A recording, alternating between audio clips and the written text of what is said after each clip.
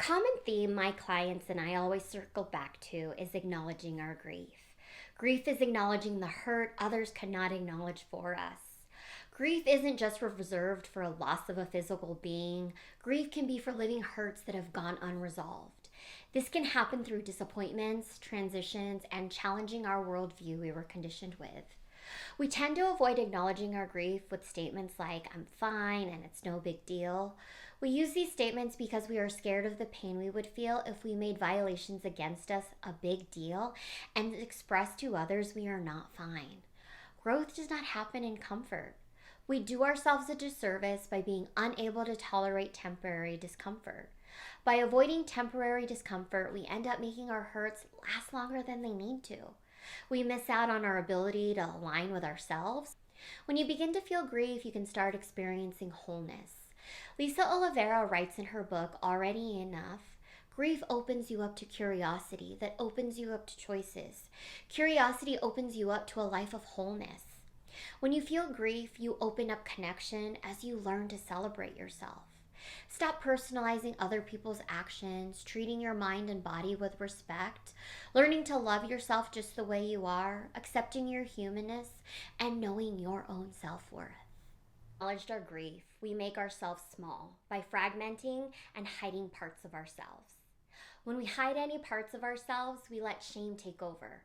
We wait on others to make us important. We overfunction for others to make sure they stay in our lives. We engage in activities that don't align with us. It can be hard to celebrate ourselves when we do activities we don't enjoy, or waiting for others to show up for us. People cannot always show up for us because humans disappoint. When we begin to accept all of our parts and recognize we don't have to produce for others to be around us, we learn we can celebrate ourselves. When we avoid feeling grief, we also engage in personalization. Personalization is a cognitive distortion where one attributes the behaviors of others directly to themselves. An example is when an adult daughter attributes mother's anxiety behavior as mom not wanting to be present in adult daughter's life. When you can acknowledge the sadness that mom has so much anxiety, she was unable to be present growing up, you can feel empathy and see humanness. When we have been violated emotionally, physically, or sexually, we can dissociate from our own bodies. Dissociation occurs when an experience is too painful to endure.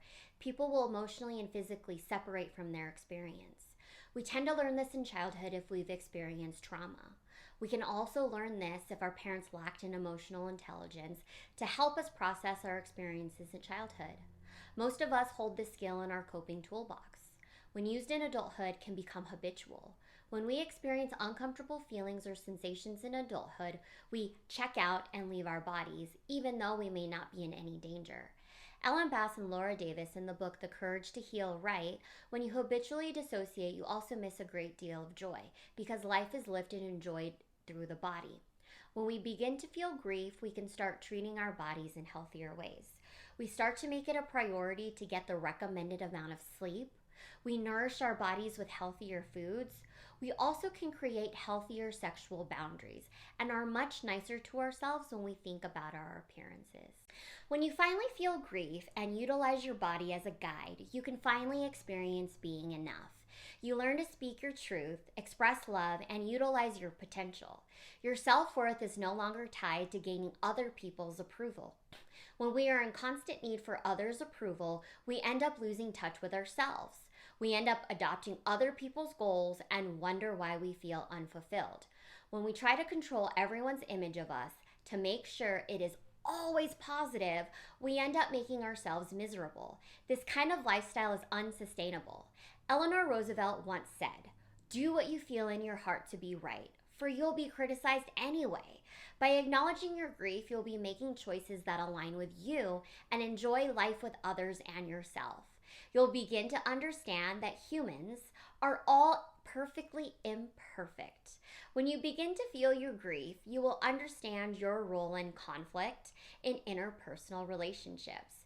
You will learn how to take ownership for your choices and give yourself grace when you make a mistake. When you avoid grief, it's a breeding ground for shame to expand in your life. One of the reasons it's hard for people to take ownership is we were taught making a mistake is wrong. Many of our parents and grandparents grew up in time periods where perfectionism was a standard. They put good and bad on a pedestal. It is developmentally appropriate for children to think in black and white. The world is too big for children to understand in shades of gray without life experience. When adults engage in black and white thinking and hold on to those perfectionistic standards, they are still engaging in a child's way of thinking. In adulthood, we need to be able to see in shades of gray. If we are not open to seeing in shades of gray, we end up polarizing and dividing. When this happens, we have created disconnection with others. When we can be honest about our role in conflicts, we don't have to be rigid in our expectations of others, and it makes us much more pleasant to be around. When you begin to feel grief, you start to let things go that no longer serve you. You are okay with being alone and having empty spaces in your life. You begin to increase your patience with others and yourself, acknowledging that healing and growth take time. You become intentional with your time and interactions.